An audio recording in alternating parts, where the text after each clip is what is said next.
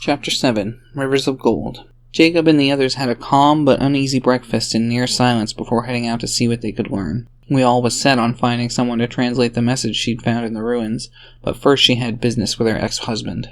Leal marched to Randy's house first thing, taking the parchment with her and leaving Jacob and Niccolo with little to do but tag along. On their way, though, their attention was taken by a young woman causing a scene at a local shop. It was a little bakery that was serving a large tray of pastries from a cart outside the building, but there only seemed to be an old man running the shop.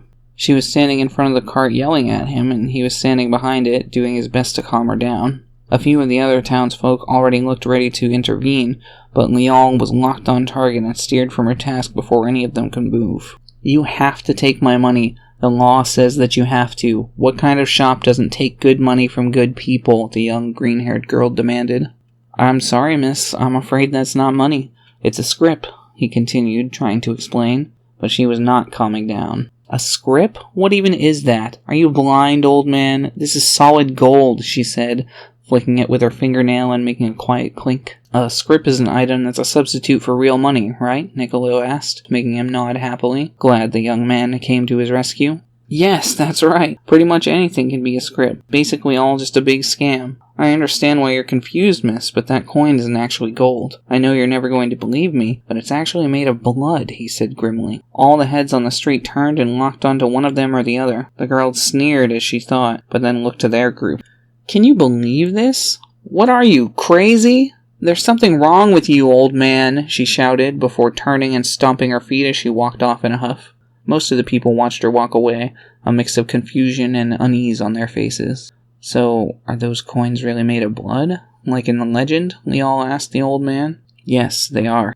I was just a young man when those coins appeared in a big pile in the middle of town. Less than a week later, the small sack we'd managed to get filled was nothing but blood," he explained. Jacob and Niccolo looked to each other before nodding. "Please, sir, would you mind telling me if you can read this?" Leal asked, pulling the parchment from her pack. He took it from her and looked it over for a moment or two, needing to pull it very close to his face. "No, I'm afraid I can't, but I might know someone who could. My wife knows a few different languages and studies literature for a living. If she can't read it, then I'd almost guarantee she knows someone who can," he replied pleasantly. Leal thanked him kindly as she took the parchment back and got directions to his house so they could speak with her. When they had given pleasant partings, Leal started walking away in the opposite direction he told her to go, and he called out to her, "Hey, miss, it's that way." Leal just turned around and walked backward as the others followed along. She called back to him, "Thanks, but I need to go yell at my ex-husband first. Thanks again," with a charming wave. He looked quite amused by her tone and bright smile. It didn't take them long to reach Randy's house, and he just happened to be coming out the door. He looked exhausted, but smiled widely when Dawn came running up to him. "Daddy," she said with excitement, holding her arms out for him to pick her up. He snatched her up and pulled her into his arms for a big hug. "Hey, baby. I missed you so much," he said when he nuzzled her. "Where the hell were you last night?" Leal asked. "What do you mean? I was working," Randy said with frustration. "Don't act so innocent. You were supposed to be watching her," Leal said, poking him in the chest as Cardi started to growl. "Well, I was, but the city needs me. She knows she's not allowed outside after dark. What's the problem?" Randy asked. "You're not even concerned that she was missing when you got home?" Leal asked, making him flinch.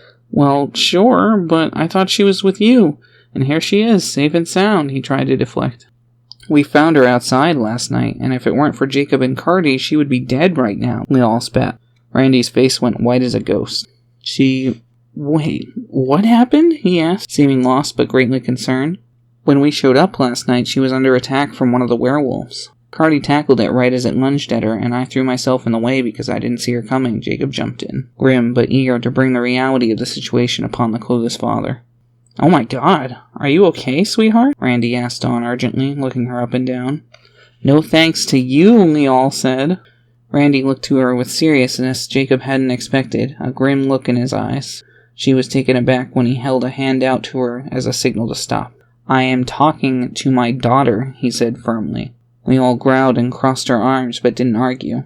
Randy set Dawn on her feet and repeated his question. "Are you alright, honey?" he asked carefully. "Yeah, I'm okay," she said bashfully. Everyone seemed to lighten up a little at her response. "Thank goodness. That must have been scary." "What were you doing outside after dark?" he asked. "I was playing in my room and I threw my ball out the window. I went to go get it, but you were right. I shouldn't go outside after dark. I'm sorry, she said, tearing up. Randy grabbed the girl and embraced her. It's all right, sweetie. I'm just so glad you're safe. But please listen when Daddy tells you something, okay? Sometimes the rules he makes aren't fun, but they're for your own good. Understand? He asked. She nodded with her face buried in his chest. Good girl. Did you thank Mr. Jacob and Carty for protecting you? He asked. She shook her head and sniffled. He made sure she was all right before pushing her forward for a formal thank you. She took a deep bow and said, Thank you! Jacob could tell it was from her heart. Don't worry about it. I'm just glad you're all right, he replied with a smile. Niccolo nodded in agreement. You need to do a better job protecting her, Randy, we all said. I'm sorry, I can't be there every second of every day. I have to do my job. Where were you? Still at some ruin, doing nothing? He clapped back. Doing nothing? You mean trying to solve this whole werewolf problem so the town can be free of it? That's doing nothing to you? Lial growled. That's what I'm trying to do. How can you get mad at me for that? Randy asked. Wait, so your job is to try and solve this whole thing? Niccolo intervened. He nodded. Alright, well, why don't we exchange information then? He asked. Lial looked surprised, but like she agreed it could be hugely beneficial to all of them. Okay, well, here's what I've heard. There's an old legend going around about these wolf coins coming from the sky, and I'm pretty sure they're supposed to be a blessing from Caprit. Oh, he's this legendary wolf that saved the town or something a long time ago, with this flute lady. Anyway, I'm starting to think they're connected to these wolf people through the story about a different wolf god, but I haven't heard enough about that yet, Brandy said, putting a hand to his chin. Jacob, Niccolo, and Lial all exchanged glances. I can't tell if he heard the same stuff we did or not, Niccolo remarked with confusion. He might have, Jacob replied. Tell us what you know about the wolf god. You don't mean Caprit this time, right? Lial asked. Right. I actually don't know that much yet. I had heard something about them turning people into these wolf creatures for being greedy, but those who were selfless were rewarded. Other than that, I don't know too much, but I was going to ask an old lady about it today to follow a lead. So what do you know about them? Randy asked. Wait, are you going to go see Lady Alexandria? Lial asked with shock. No, I'm going to go meet with Madame Everdante in the castle. What would poor old Mrs. Alexandria have to do with all of this? Randy asked, seeming confused. Oh, well, I spoke to a baker that said she could probably translate this old placard we found in the ancient city, Lial said. Really? Interesting. Does it seem like anything special? Randy asked. I mean, yeah, it seemed like it, Niccolo interjected. The bird sure wanted us to leave that fountain alone, he remarked, looking away when Randy gave him a queer look. The birds? Randy asked under his breath. Yeah, it was a little crazy. Anyway, who's this Madame Everdante? Jacob asked, hoping to get back on track. Niccolo and Lial seemed to share in his curiosity. She's the Queen's personal attendant. I've been told she's a druid like we all and might know what's happening to the townsfolk when they transform, Randy explained. Wait, you're a druid, Lial? I guess that does explain a few things, Niccolo said, putting a hand to his chin. Jacob leaned over to Niccolo and cupped a hand in front of his ear. What the heck is a druid? He asked in a hushed tone. Someone with a high attunement to nature, strong affinity for animals, or who uses magic to control nature. Don't worry. It means she's absolutely on our side, Niccolo answered quietly with a smile. Jacob only nodded in reply. Oh shoot, I got so distracted that I'm gonna be late, Randy said, quickly sitting Dawn down. Hey, can we tag along? Niccolo asked. Randy looked taken aback. I'm not sure. Security has been very tight around the castle lately, he replied, tugging at his collar. Lial narrowed her eyes. Well, why don't we try it and find out, she insisted, immediately marching in the direction of the castle. Randy didn't try to argue. Instead, he picked Dawn back up and followed along with the group. When they got to the gate, Randy was told he was not allowed to bring visitors inside. Lial tried to argue, but was immediately shut down under threat of arrest. Randy called to them from the other side of the gate that he would see them later, but Jacob had a plan and pulled his friends aside. Alright guys, you go on ahead to speak with Mrs. Alexandria. I'm gonna follow Randy and see if I can't find a way to listen in, Jacob said quickly. Niccolo gave him a smirk and a thumbs up, but Lial just put her hand on her hip and asked, How are you going to follow him? Jacob responded in kind by leaping atop the stone wall before turning back and seeing the shocked expression on her face. He quickly gave her a cheeky wave and leaped down inside the wall, taking care to remain as out of sight as possible. He had to be careful tracking Randy, but since he used his energy to follow him from afar, with this ability, Jacob could even track through walls or deep into the castle from outside. He followed him for a surprising way, having to go to the castle rooftops to stay close, but eventually he found his way to a large open courtyard that served as an atrium. Inside, there were small support structures running high across the upper portions of the walls, meaning Jacob could get very close and remain entirely out of sight. He crouched down and put his hearing to good use, watching closely as Randy approached the woman he assumed to be Madame Everdante. The madam was extremely tall and wore hooded gray robes that hid her eyes, but she had long white hair dangling down from the hood in a pair of braids on each side of her face. She was seated at a small tea table with another woman who looked to be in her mid-40s. She had on a simple white robe and long brown hair that hung down behind her in curls. She had chestnut brown eyes, and the two were sharing a cup of tea and already chatting about something when he arrived. They just shared a quiet laugh together as Randy approached. Jacob was a little surprised when Randy knelt before them. "My queen! I was not expecting to see you today." "It's a pleasure to see you looking well," Randy greeted. "Randolphus, we've been expecting you for a while now. It's impolite to keep royalty waiting," the queen said with a playful grin. "Please forgive my tardiness, Queen Zelda. I got distracted when my ex-wife told me our daughter was attacked last night. I was just so grateful to see her safe and sound," Randy explained.